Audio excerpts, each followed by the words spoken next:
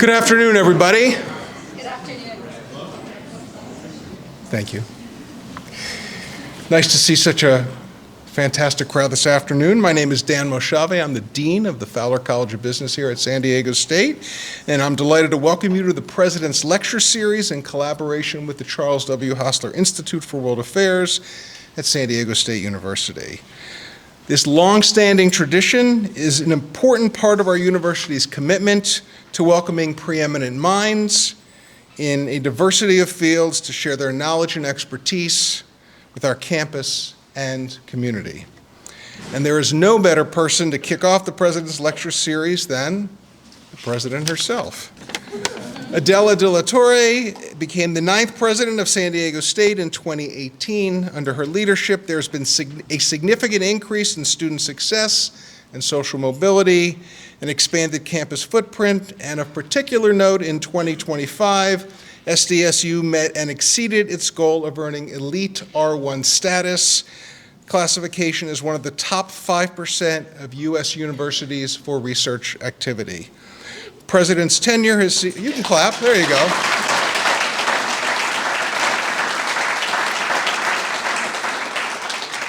President's tenure has seen SDSU flourish on the national and international stages, with enrollment this year surpassing 41,000 students for the first time, and new records being set in philanthropic giving, athletic achievement, and national rankings. Ladies and gentlemen, President de la Torre.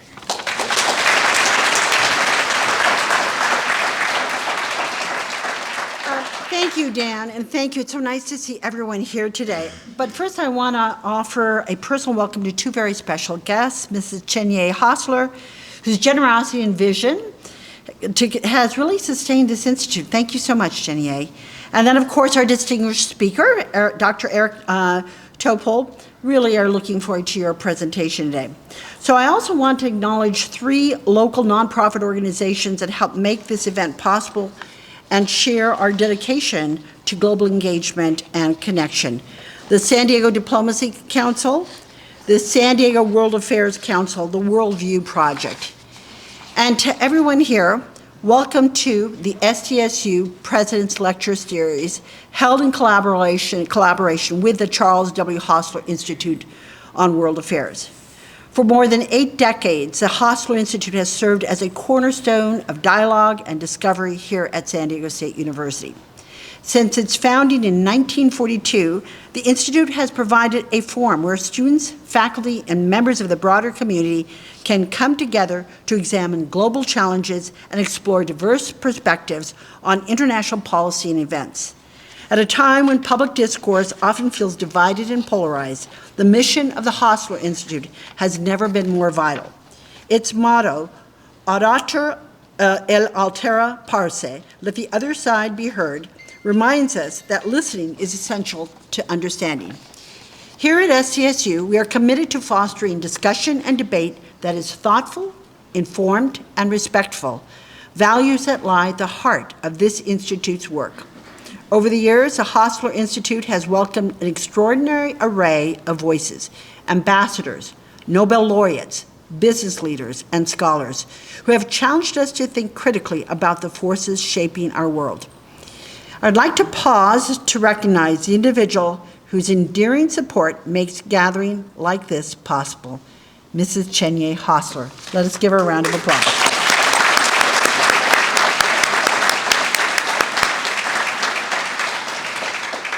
Together with her late husband, Ambassador Charles Hostler, she endowed the Institute in 2004, ensuring that global understanding would remain a defining feature of the SDSU experience. Since the ambassador's passing in 2014, Mrs. Hostler has continued to carry that legacy forward with extraordinary grace and commitment.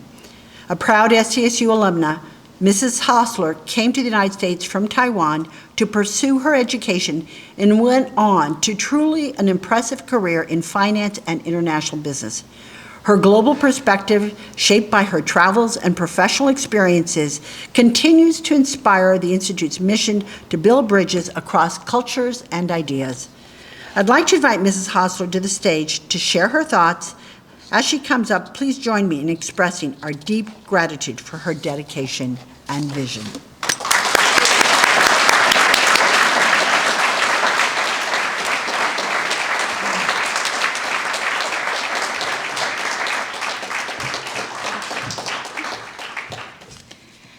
you, President De La Torre. We're very honored to have renowned physician, Dr. Eric Topol, speaking to us here today. A few months ago, on August 19th, I watched a live virtual conversation focusing on longevity, brain health, and cellular aging between Dr. Topol, the author of Super Agers, and David Stewart, the founder of Super Age. I learned a great deal from their conversation and can hardly wait to have Dr. Topol enlighten us here today. I also learned that while exercise and diet are beneficial for brain health, strong social connections appear to be a more significant unifying factor in distinguishing superagers. Because of my cancer surgery months ago and subsequent chemotherapy, I've had far fewer social connections. But I was determined to come today to learn from Dr. Topol and to see many of my dear friends here. Thank you.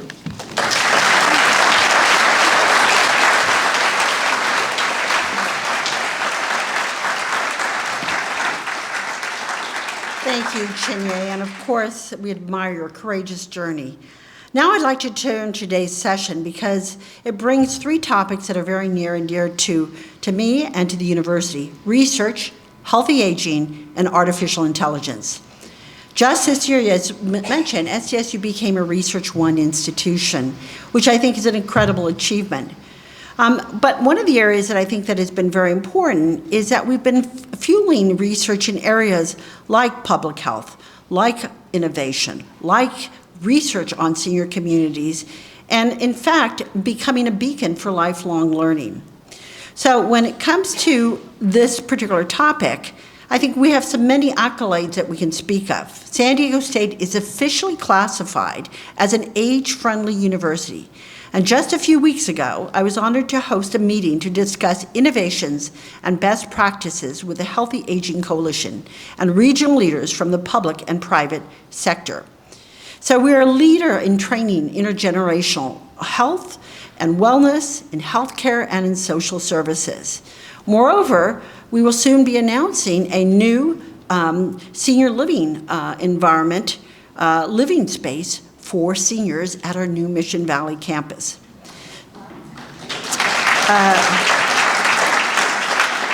In many ways, we also want to recognize that we have been involved in training generations and generations of leaders who are now critical to this field. But I also want to say that I'm very proud of how we've looked at artificial intelligence.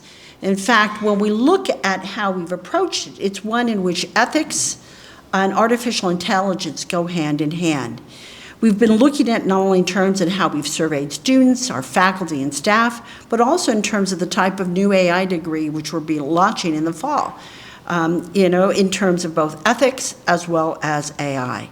So we know it's shaping the future, we know it's going to change professions, and we certainly know that our faculty are committed to ensure that our students have every opportunity to use it in a way that not only improves outcomes, but also maintains humans as a center of this particular technology. So with all that in mind, I want to say that we're very excited to invite the speaker who's going to speak today. And I want to turn to Dr. Hala Madanat, our Vice President of the Division of Research Innovation, to provide this introduction. Hala?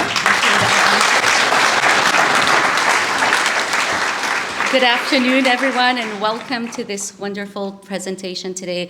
I have the honor to introduce not only an incredible researcher, pioneer, National Academy of Medicine recipient, and fellow but also a friend, Dr. Eric Topol, who's the Executive Vice President of Scripps Research, the largest nonprofit biomedical research in the United States, where he was the founder and directs the Scripps Research Translational Institute as chairman and professor of translational medicine. STRI is a partner to, or San Diego State is a partner to SRTI, and one of the things that really is unique for all of our faculty who are in the room to remember, Dr. Topol is published over 1,300 peer-reviewed articles with 370,000 citations. When you think about the scale, the magnitude of that research, you know the impact he has not only in San Diego, the US, but the world. Today, one of his books was mentioned, Super Agers, but he is the publisher of 3 bestseller books on the future of medicine, and you can find them online. In addition, currently, among the many things he does, runs 2 large NIH grants, the All of Us research that promotes program that promotes precision medicine, but also the CTSA, which is the one I was talking about, partnering with San Diego State. He was the founder of a new medical school at Cleveland Clinic. He was commissioned by the UK to lead a review of their national health services. He's an active clinician as a cardiologist. Like, if everything I said was not good enough, he's also doing that.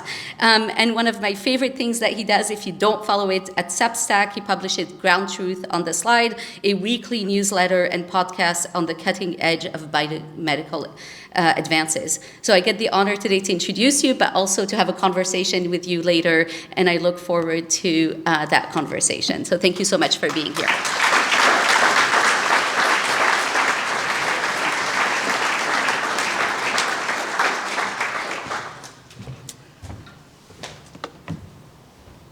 It's great to be with you, and especially we've had the chance over the last couple of years to collaborate with Hala and the whole crew here at SDSU.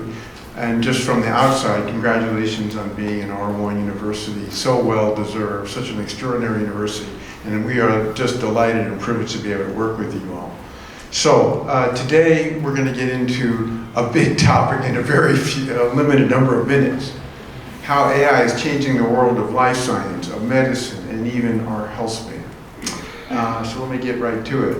So, just to get into the AI world, there's really 2 phases after this long, multi-decade winter of AI. What brought it back to life was the work of Geoffrey Hinton and colleagues, published in 2012.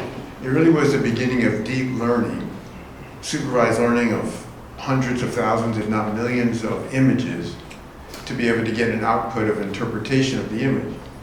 And then more recently, even incubating back in 2017, was another version of the architecture which gave it much more context, much more capability, so-called transformer model. And this is work that led to ChatGPT, which you will remember in late November 22, which is almost 3 years ago, was the biggest thing that's happened in the world of AI in terms of having such conversational interactions. So in parallel to that, there's been 2 Nobel Prizes, one for deep learning and one related to transformer architecture. So here you see Geoffrey Hinton and John Hopfield for their work on deep learning. And then Demis Hassabis, John Jumper, and David Baker, they basically were able to take the amino acid sequence and predict the structure of over 200 million proteins, which is probably the biggest single thing that's happened in the world of AI. And that was based because there was such a thing as the protein data bank. And this is one of the biggest milestones because up until this time, to be able to predict a structure, it took years, often 2-3 years, to achieve the crystal structure of a protein. Now we can do it essentially from AlphaFold from all of them. And very quickly, we've gone to the learning language of life with AI. That is, whether it's DNA, RNA, proteins, ligands, antibodies. And just to summarize, I'm not going to go further in this life science part, but we now have CRISPR editing that's far more refined than what is being used to treat sickle cell and beta thalassemia right now, which are both FDA approved. We have markedly accelerated drug discovery, drugs that are already approved or are soon in pivotal trials. We're seeing lives saved by what's so-called deep visual proteomics, taking the proteins within a cell and figuring out the pathway and repurposing drugs. Agentic science, that is using AI agents, giving them action capabilities. The co-scientists, the so-called lab in the loop, and the virtual cell. That's the future, the holy grail of biology. Now, these two Nobel laureates that I mentioned, they both believe that the biggest thing AI is going to do is transform medicine. And I won't read you these quotes, but that's what they basically have said. And in fact, every leader of AI feels the same way. This is the sweet spot of AI, more than any other domains that you're getting familiar with. So what I'm going to talk about first is, quickly, the three big areas that AI will make a difference in medicine. The first is changing its accuracy. And so we talk a lot about precision medicine. And this is a really bad term, okay? Because if you keep making the same mistake over and over again, it would be considered very precise. We need accuracy in medicine, right? Accuracy. We don't have that yet. In fact, we have, according to Johns Hopkins, 800,000 serious diagnostic errors a year. And that leads to deaths. That number of errors is 12 million. The number of deaths or disability is over 800,000 Americans. So you don't hear that enough from the medical profession. I wonder why. And people keep talking about, well, AI makes errors. Well, guess what? Humans make errors too, right? So now the largest study in medicine to date in AI is with mammography. And what's interesting is with mammography and AI, it picks up 29% more cancers. And of those, most of them are important invasive cancers. And so this is a really important advance, and it should be used in all mammography, but it isn't yet in this country. And that is really unfortunate. The same as with colonoscopy. 44 randomized trials of colonoscopy. The same 25 to 30% increased pickup of polyps and malignant polyps during the actual endoscopy. Now, the thing that is striking about the images is not just accuracy.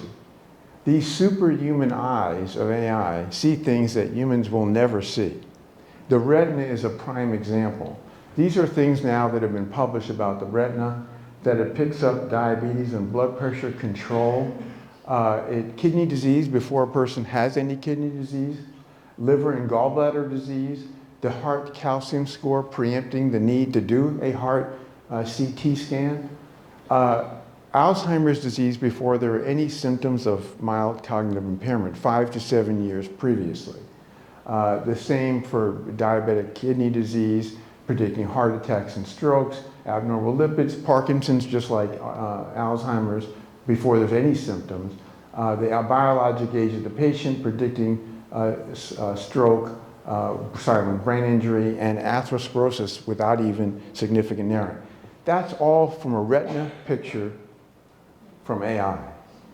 It's extraordinary. Someday we'll be doing selfies from our smartphone of our retina and get all this information. I know it sounds a little sci-fi, but we're on our way to do this. Now, these medical models, like this one called Amy, they were evaluated. This is not real-world medicine, but this is with patient actors and evaluated by physicians with the output for 30 different tasks, one of which was accuracy we're talking about. But then all these other things like empathy, communication, patient management. And interestingly, the AI model did better at 28 out of the 30 different tasks.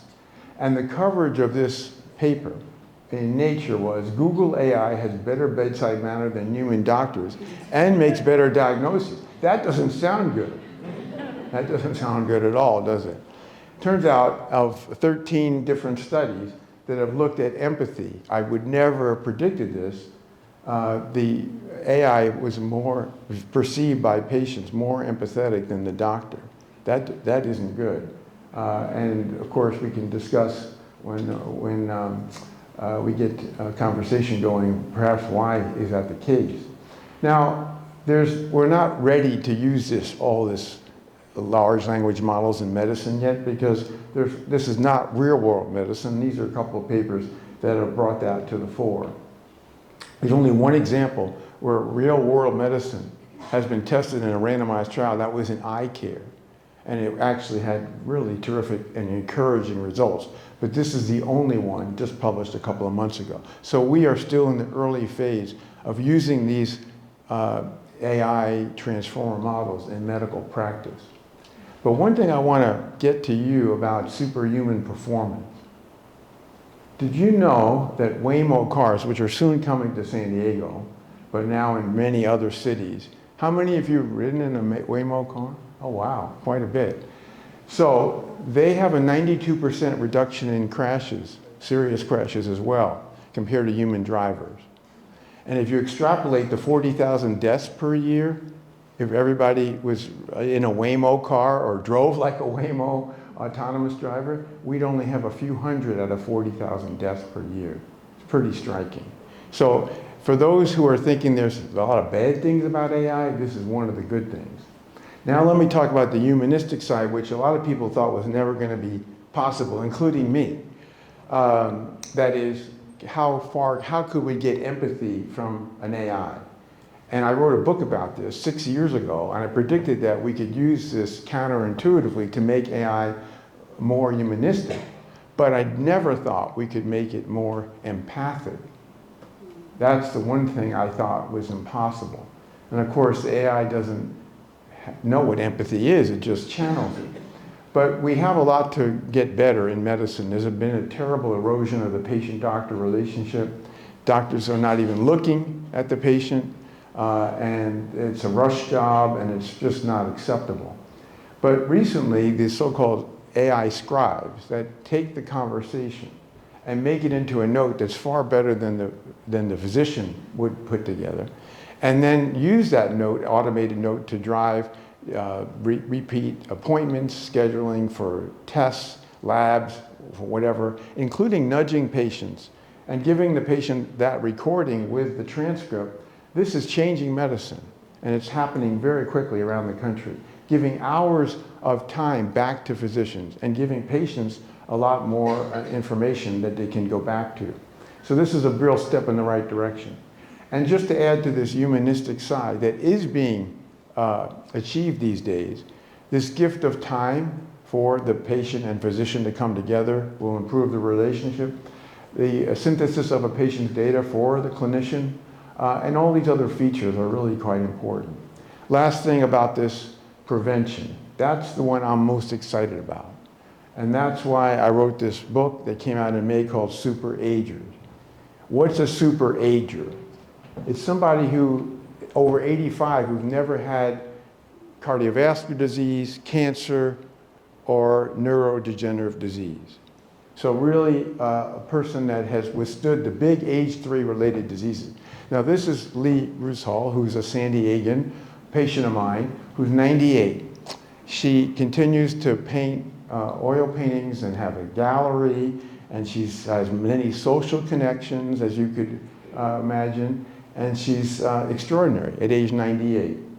And say, well, what's the explanation for how she got to be 98 as a super ager? It must be in her family, right?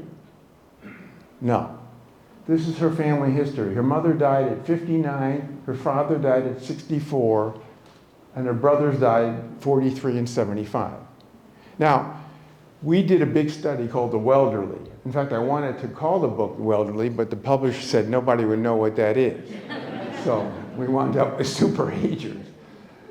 We did 1,400 people who fulfilled this criteria of 85 with none of these age-related diseases. In fact, on no medication.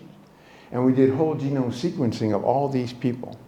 And we found very little genetic story to be tied. And we saw many families like Lee Rushall, right? So as opposed to everything we've thought all these years, healthy aging is largely not a genetic story, okay? Now, the elderly, which is a counterpart, which is most people over age 65, they're loaded with all sorts of chronic diseases that are age-related. One of the biggest breakthroughs in this field, I'm going to go over a couple of them, was the discovery of organ clocks. This is by the group at Stanford, and this is the ability of detecting the pace of aging of every organ in our body, including our immune system, which is not actually an organ, but an important system. This has given us new insights about healthy aging that we never had before. It turns out the brain and the immune system are the determinants of healthy aging. And that we've seen from many cohorts now, not just from the Stanford group, but 4 others. And it's very cogent data. And what's also interesting is this woman, her name is Maria Morera. She died at age 117 a year ago. She was the oldest person in the world at that time, at the time of her death. And she said to her doctors in Spain, "Study me." And she believed that the reason she lived to 117 intact was because she ate 3 yogurts a day. Turns out the real reason was she had an incredible youthful immune system, decades younger than her age, many decades younger. So that was really revealing, and that's what all the studies are showing us now. So this phenomena of immunosenescence, the degradation of our immune system with age, and inflammation, that degradation leads to inflammation throughout our body, also in our brain. These are things that account for the lack of healthy aging. And they lead to these diseases. They are the crux, the basis for these diseases. And what's interesting is that the lifestyle factors we know about, like physical activity, like an anti-inflammatory healthy diet, like sleep health, social connections, being out in nature, all these things, they contribute. In fact, if you start doing these things at age 50, you get at least 7 to 10 years of healthy aging. Every study supports this. So we do know some ways to reduce the immunosenescence. And there are new things coming, not just things like vaccines, but also GLP-1 drugs like Ozempic are having remarkable impact. And also the avoidance of environmental toxins like air pollution, the microplastic, nanoplastic story, and also forever chemicals. Now I just want to drill down on Alzheimer's because we're going to start the first prevention of Alzheimer's trial that's ever been undertaken in the early part of next year. And as you know, there's accumulation of these misfolded proteins pictured here, amyloid and tau. Well, it turns out we can track this with a blood marker called p-tau217. How many of you have heard of p-tau217? Okay, 4 people. Okay, now, this is the other big breakthrough. It's available, it has been available for 2 years. It will tell you whether you're going to have Alzheimer's in the next 15 to 20 years. It's better than a PET scan for amyloid or tau. And it's extraordinary. And this is just showing you the plot of how advanced that we can, these diseases, all 3 of these age-related diseases, take 20 years to actually incubate in our body. So this is a woman who was one of many presented here in San Diego by the American Academy of Neurology last spring. And she lost weight, she exercised, she ate a healthy diet, and her p-tau not only can tell us in advance about the risk for Alzheimer's, but also it's modulated, just like LDL cholesterol for the heart. And so it dropped in just 6 months, 40%, and her p-tau 181, one of the other brain markers of Alzheimer's, 75%. So the first trial we're doing is to take advantage of all these lifestyle factors with very aggressive coaching and seeing whether or not we can delay, because these values like p-tau 217 project when and if a person is going to develop Alzheimer's. So we can prevent Alzheimer's. I am confident we're heading to a new era, which is really exciting. Really exciting. I'm not going to get into the same story with cancer and cardiovascular, but just say we can discuss that. But we can pick up who's at high risk, and we have ways to control the immune system and the process. Regarding cancer, there were two interesting covers recently. One was Winning the War on Cancer. That sounds good. The other one was The War on Cancer Canceled due to the gutting of research dollars by the NIH in this country, no less other public health agencies. Well, we discussed this just before we got started. There are two companies, Clarity and Deep Health. When a woman has a mammogram and it's deemed normal, the AI can say beyond that, that woman has a high risk of developing breast cancer in the next 3 to 5 years. So that's just one of many ways we can get ahead of cancer. The whole idea is not to, treating cancer, it can be very difficult, but preventing it should become possible and very likely in the times ahead. The last thing I want to leave you with about prevention is a breakthrough that I had not envisioned, just published a few weeks ago from a group in Germany. So just like the transform model that predicts the next words and can write an essay for you, a book, even make a movie, that same thing happens with a large health model. This is the first large health model. And what it can do is predict all health events in the next 20 years for a person, accurately. And this is with GPT-2, which is a pretty primitive model compared to what we have today. So I leave you with that primary prevention in the future is totally different than what it is today. We don't do any primary prevention today. We give vaccines, we check lipids, some lab tests, and then occasionally the doctors will spend time talking about healthy behaviors. The future is we can predict through genes, through the model I just described and refining those, organ clocks, the immune system, which we'll be assessing with an immune system clock in other ways, and all these other things. We're going to get ahead of these diseases to prevent them. That's what's so exciting right now. Unfortunately, it's coming at the worst time to getting the support to do these things. Now, I don't want to leave you with this notion that AI is wonderful, because you know better than that. In fact, there's a backlash of AI in this country for various reasons, and I understand that too. The point being is there's lots of challenges. They don't have a lot of compelling data in medicine yet. It needs to be validated. We have companies that don't publish their results but get FDA clearance. In fact, over 1,000 of algorithms that are approved by FDA without transparency. We have all kinds of problems here. But one thing I want to say that I think I'm very proud of around the researchers around the world is we're seeing AI doing things in underrepresented parts of the world, underrepresented people, all these different projects, and many of them are published, whereby AI is making a huge difference, whether it's for eye disease, tuberculosis diagnosis, mental health. It's fantastic. So yes, can AI worsen inequities? Yes, but it also can improve them.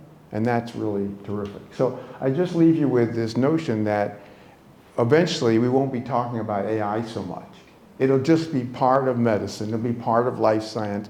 It'll be part of preventing disease. Thanks so much for having me. I look forward to our conversation.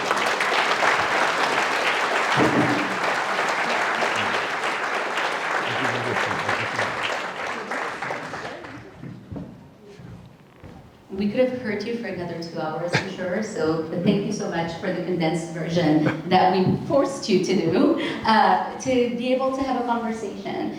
And I'm privileged to start by asking you my own questions, and then we'll open it up to the audience. There's a mic. When I get to my last question, I'll ask you to line up. And I'll let you know when the last question is going to be taken. But to start us off, I know all your amazing work during the COVID pandemic and the work you did in that era. Where do you see the role of AI in long COVID? Anything done in that space? We know a lot of people currently dealing with that. So anything in that space right now? Yeah, I think what's exciting, and Hal and I were just talking about this before we got started, is the underpinning of long COVID, which is a dreadful syndrome that so many millions of Americans and all around the world are suffering, is the immune system is dysregulated. And it also, in many cases of people, we've seen autoimmune disease crop up as an explanation. So we have started just a few days ago the first large-scale trial, and we're using tirzepatide, which is a GLP-1 drug. You may know it by Zepbound or Mounjaro. And so it's exciting. We're finally getting a large trial off the ground. What's sad is it's taken this long, 5 years, to finally get a large trial. So I'm hoping this will make a difference, but everything points to the immune system again as the main basis for why so many of these folks are getting this, just disabling, profound syndrome that we've got to reverse. Well, you brought me directly to my next question, which is GLP-1s. I've heard you speak on them and the inflammation outcomes that you've seen. Do you see a world in which this becomes more common than it even is today, and not just as a weight loss / diabetes prevention or diabetes treatment drug? Right. Yeah. So in Super Agers, I wrote, I think it might be that all of us will be taking these drugs someday. Mm-hmm. Now, when I say that, firstly, you should know I'm anti-pharma. I've had many problems with the pharma industry, so for me to say something positive about pharma, it's not easy. Second thing is that today, in fact, there was a paper in the Journal of Clinical Investigation, a really excellent journal that went through all the anti-inflammatory and things that these drugs do for the immune system. But the thing that you have to remember is we only have 2 of these drugs today, Ozempic and Zepbound. These are just the beginning. Firstly, we'll have pills of these. We have 10 more gut hormones on the way that will be used in combination. And so what you're going to see over the next several years is that we'll just see refinements. There's the triple receptor. Tirzepatide is a double receptor. The triple receptor, people don't stop losing weight. I mean, with Halloween just Friday, this is like going skeletal, So these are very powerful drugs, and we are still learning, but we've already learned that, for example, it's not dependent on weight loss to see the profound anti-inflammatory effects. So the way this is developing is with the pills, getting generic, and this is something that another review article in that same issue says, why aren't we using these for preventing cancer? Because they have markedly reduced the risk of cancer in people who are obese or with type 2 diabetes. So it's too good to be true, but every week there's another about this story, like migraine reduction, marked reduction of addiction, not just alcohol, drugs, nail biting, gambling. It just, the stuff that it's doing, it's just, so this is basically our gut hormones. And Hala, I used to say that old adage about the way to a man's heart is through his stomach. Well, now it is a way to a human health is through its gut. That's really what's going on. The gut is having just profound effects because it talks to the immune system and the brain. Those are the 2 key systems that keep us healthy. That's great. So bringing up to AI, which was the topic of our conversation, and at an academic institution, how do you see AI being integrated into the way we train the next generation of healthcare providers? Yeah, this is a real problem because recently we had an op-ed in the New York Times about there were 7 studies that were comparing AI alone to AI with doctors. And the AI won in performance against the AI with doctors. Why is that? Well, one of the explanations that you're pointing to is that because the physicians hadn't learned how to use AI. Another is they have a bias, automation bias against AI. We don't know. It's worrisome because it isn't what we had predicted, right? So we have to get serious about educating clinicians, nurses, pharmacists, physicians across the board, healthcare professionals, to get them grounded in AI. They don't need to know how to be doing, the hardcore work in neural networks. They just need to understand the nuances and how to use it and how to use it for their advantage. So that's something I think education is critical. We don't have one of the 150 medical schools in this country that has AI in their curriculum yet, which shows you how far we are behind. That's a great answer. So the other one that we get in higher ed all the time is what jobs are going to be eliminated because of AI? Any thoughts about AI in healthcare? Yeah, that's a really important question that is part of the reason why there's such a backlash, because people feel threatened justifiably. And we're talking more about white-collar professional jobs rather than people who are doing construction and, where there's a whole different look of what AI can do there. Although even then, we've seen Amazon laying off tens of thousands of people from their factories, so they replacing them with robots. So this is a tough one. The job apocalypse is most unlikely, but there's going to be changes, drastic changes. When and how we adapt is questioned. I do think that when people are sick, they don't really want to be, being treated by a chatbot. You really like to know that you have a doctor looking after you, has your back. So I don't see that the medical profession in that way is threatened. I do think that we can decompress the overload, that gift of time. So that's the hope, is that many of the things that are not serious could be handled, with help. So we'll see, but their predictions are all over the place. And I have to learn one thing in medicine, and I've made this mistake time after time. It takes so much longer for change to occur than what people expect or predict. So if we were to sit here, 10 years from now, I think it'd be much less different than what people are projecting right now. Okay, I'm going to give you the warning of my last question, so if you want to line up to ask Dr. Topol questions, please go ahead. So this is one just for my interest. What's the thing or things that you've changed in your own lifestyle after you've done your super agers work? Yeah, that's interesting. I never thought people would be asking me about that. But I actually made a lot of changes from the research that I was doing regarding lifestyle. So I was a terrible sleeper. I knew that. I had an erratic schedule.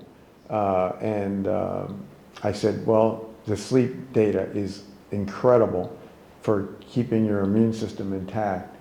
And as you know, when you have deep sleep, the first phase of sleep, early, usually in the night, that's when you clear all these metabolic waste products, these toxins out of your brain that avoid brain inflammation. So I started tracking it with a ring and also a smartwatch. The smartwatch is not as accurate, but the ring told me my deep sleep was less than 15 minutes. And that was like, oh, now I know why I'm set up for trouble. So I worked on it. And now it's, 45 minutes to 60, from hard effort. That is things like a regular schedule, going to bed early, even though my wife is a night owl.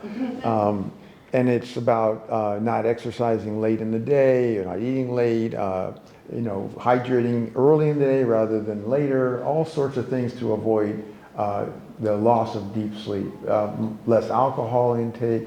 So I really, that was the biggest difference I made. The only other one I really went on to was so much data for aerobic exercise, but it turns out it's just as important to have strength and balance training. So I've added that. I always was an aerobic exercise nut, but now I put in lots of time to those things too. Thank you. Please go ahead. Oh, Heidi. That's like the mic I had to start with. Is this Yeah. thing on? Yes, okay. Oh, okay, Perfect. you got it, yeah. Thank you so much for the talk today. This is fascinating. My name's Elizabeth. I'm a local elected member of a water board, and I got elected last year. In my first week, one of my first meetings, they announced that there were PFAS, forever chemicals, in our local water supply. Yeah. And so we're going through the motions of trying to figure out how to remediate for that and to treat for that. It's ubiquitous in our environment, right? It's everything. It's in our makeup, it's in our clothes, it's, we're consuming this, it's in something like 99% of Americans in our blood already, and in 95% of brains of polar bears in the Arctic. So what recommendations do you have as a medical professional for us living with what's already here and what's already within us as we work towards a future where that chemical can be removed? Yeah, well, it's a long list of chemicals that have qualified under this forever chemicals, and unfortunately, too much of that is accounted for by the 3M company that went into denial as if it was, tobacco and cancer. And we haven't done anything as far as a national policy to substitute or eradicate these chemicals, just like we haven't done anything about the plastics that are in our water and the air that have been found in arteries and in the brain. And so we got to get serious about this. It's great that you're on this water board, and maybe you can show the way for the rest of this country.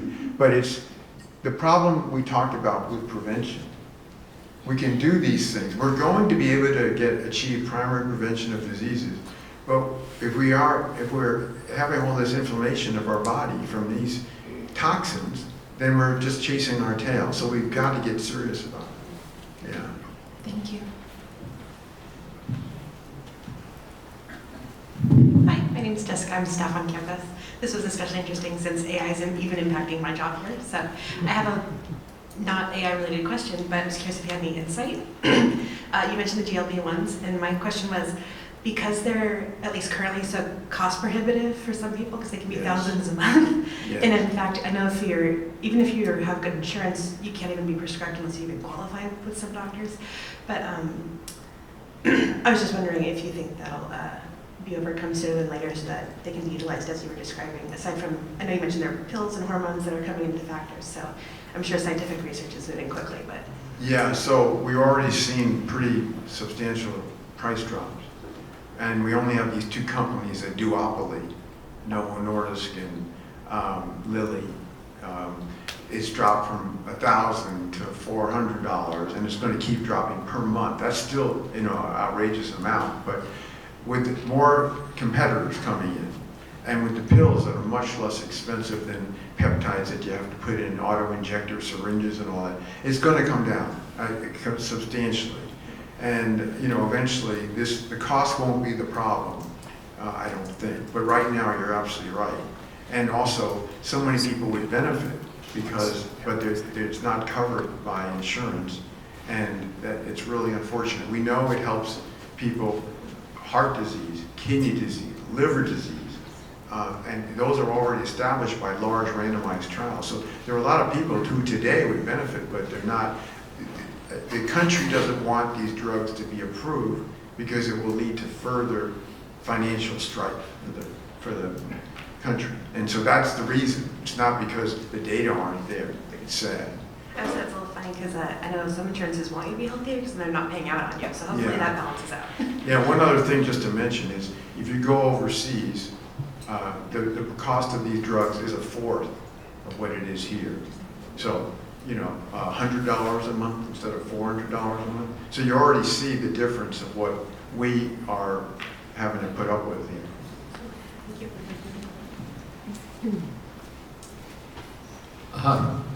Interesting conversation. My name is Francisco Valle. I'm a lecturer here, but I'm also fractional chief marketing officer with Shutterstock. And we remove cytokines from the body. In 5 hours, we can clean you up 95%. But it's interesting what you're saying because we remove inflammation. Yes. But we didn't know about this thing that you are talking about. You see a potential usage of the removal of the cytokines related to what you're saying? Absolutely. One of the ways that people, unfortunately, particularly in California, are trying to get rejuvenated, if you will, that term, reverse aging is they're getting plasmapheresis from young people. And the whole idea is to get rid of all these cytokines and senescent cells and all this. So this is a real problem, is that we don't have a good way like what you're describing, but it's promising. We don't know the factor that accounts for why plasmapheresis gives people who have cognitive decline at least many weeks, if not months, of restoration of their cognitive functions. So there's a lot of things that have been nominated that explain that, but we don't even know. More work needs to be done. Yeah. Thank you. Good afternoon, Blaise Norchese, retiree, enjoying his retirement in San Diego. Would going to a national healthcare system help? Right now we've got sort of like a combination of insurance and national healthcare, if you want to say Medicare is national. But would it be better if we just went to a total national healthcare system? Yeah. Well, firstly, we say that aren't we lucky to live in San Diego, right? Wow. Second on that, we should have universal health care. There's no excuse. It's a civil human right to have health care.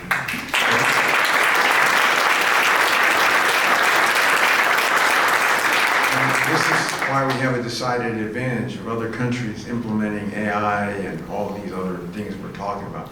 Primary prevention will happen much sooner in countries that are caring for their people than here, where it's a business to business. It's not about caring for people.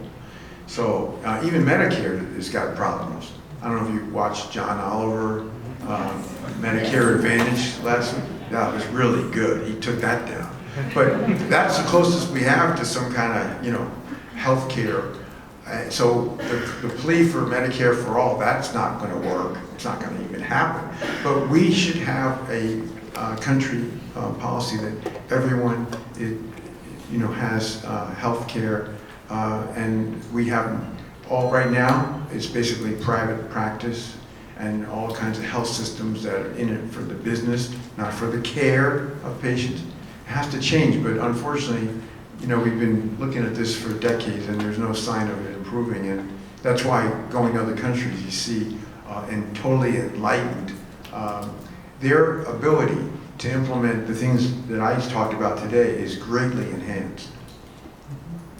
Thank you very much. Sorry, vertically challenged. Good evening, Dr. Topol. I'm Arisha. I'm a lecturer in the DRPH program here in SDSU.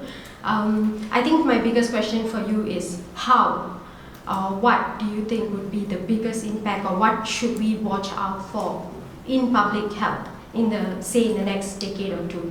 What should we as people in public health look forward to or look towards with the advent or help of AI? Yeah, I think, for one, we need to get this patient-clinician relationship far improved from what it has degraded over a decade. But more than that, and of course the accuracy I talked about, I do think that we should be gearing up to prevent the diseases that are the big burden. So if you look at cardiovascular, cancer, and neurodegenerative, you're talking about more than 80% of the age-related diseases, a loss of health span. Why aren't we getting on this? Why are only 4 people in this room having heard of the most important breakthrough in neuroscience in decades? That's what public health should be doing. Unfortunately, we've lost 1/3 of the workforce at CDC. And this week, I'm interviewing Susan Menares, who was the CDC director for 39 days. And it's her first interview. And, we're going to talk about what happened there, but she wanted to be CDCP. There's a P for prevention, right? And she asked me to be an advisor. That went immediately rejected by Kennedy. But that part of prevention, she was really keen on. That's what she wanted to do. And that's what we should be doing in public health. But now we have the budgets gutted. A third of the people that were working there are now out, and more to lose. So we're not in a good position here, unfortunately. I don't know, how to answer your question, except for it's very sobering. Thank you. Thank you. And we'll take 2 more questions. That's good. Yeah. Hello. Hi, Eric. Thank you very much for your talk. I'm Crystal Zuniga, an assistant professor here and a computational biologist. But when I have a course on AI, but I have seen all this gift of time, right? And I was wondering if you or people like you are considering launching your large language models based on all what you know, right? All your knowledge and things that would facilitate the younger scientists, to catch up with things faster, So something like that is something that you guys are thinking about, or it's Yes. just a crazy idea? No, I think it's great, the idea of spreading knowledge, that, it's hard to glean and acquire and takes time and, wisdom and all that. I think that's what you're bringing up is a whole path of the future. We haven't done that well, but I think we have a path to be able to achieve that. Yeah, I would love to test if you will want something like that for yourself. I mean, here in San Diego, I'm pretty sure that within your network, a lot of people are like producing, that have that many papers and things that are enough, right, to generate something very comprehensive. So Sure. I'm with you. yeah, Absolutely. thank you. Thanks so much for your talk. I wanted to ask a little bit about what you talked about in your book with prevention and the diagnostics around it, like polygenic risk scores. Because most doctors aren't necessarily aware of everything in your book. How can the average person figure out the diagnostic criteria for different interventions, like say whether to take a GLP-1? If we don't have a medical professional who's familiar with it, how can we figure these sorts of things out? Yeah, so there are all these things that we should be, all of us should be aware of, that unfortunately have not yet become part of medical practice. I mean, I mentioned a few of these, like the interpretation of scans like the mammogram, or the organ clocks will be available next year, or the p-tau, all these other things. But you're bringing up genomics. So you can get a polygenic risk score for all the common cancers, as well as Alzheimer's and cardiovascular, even atrial fibrillation. And that tells you your risk, but it's just one layer of data. And what you really want is a stack of data. So then you want to see what the proteins look like, which are the clocks of the organ. It tells you the pace of aging, for example, the heart, and you have high risk of heart disease, then you have corroboration, orthogonal layers of data pointing in the same direction. So that's what we should be doing now, this stack or layers of data you need AI to interpret that. We're talking about billions of data points. Now, how many people here have had their polygenic risk scores done? Wow. One. So in the book, I went through the 10 companies that offer it today. And I still think they're too expensive because they charge a couple $100. You can get a whole genome sequence for $200 now, which is amazing. But anyway, we are working with one of those companies called Haplotype to bring it down below $100, I hope even $50. And hopefully we're going to get that out in the early part of next year. We used to do it with 23andMe, which imploded. And so people who got 23andMe, we'd give them all their polygenic risk scores from the data they already had paid for. But we can't do that now. That was for free. But we're now working on an alternate plan. The point is that every one of these common diseases is hundreds and hundreds of letters, variants, that account for the risk. And now we can determine that risk. And you don't know from your parents, because you get a unique combination of these variants from mother and father that can be very different from either alone. That's why polygenic risk scores are so valuable, and people don't even know about it. They don't even know what it is. And it's done on a chip, It's so inexpensive. The actual cost of doing it is about $10, and it should be widely available. I mean, it's frustrating, but that's one of so many things that we are not doing in medicine today. But on the other hand, we've got all this hawking of anti-aging supplements. There's no such thing. There's longevity clinics that charge up to $250,000. There's, Peter Attia on 60 Minutes last week, who charges $240,000 just to be in his clinic and is selling David bars that don't even get me started. We have all this complete bunk out there, and that we don't have a medical profession that's standing up for facts and evidence, and even what should be incorporated in every patient. Everyone's a patient eventually, if they're not already. We're not doing it, and it's frustrating because this is something that should be standard of care. Yeah. Thank you.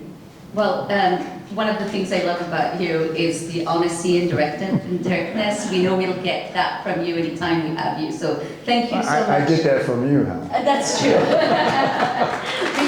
partners.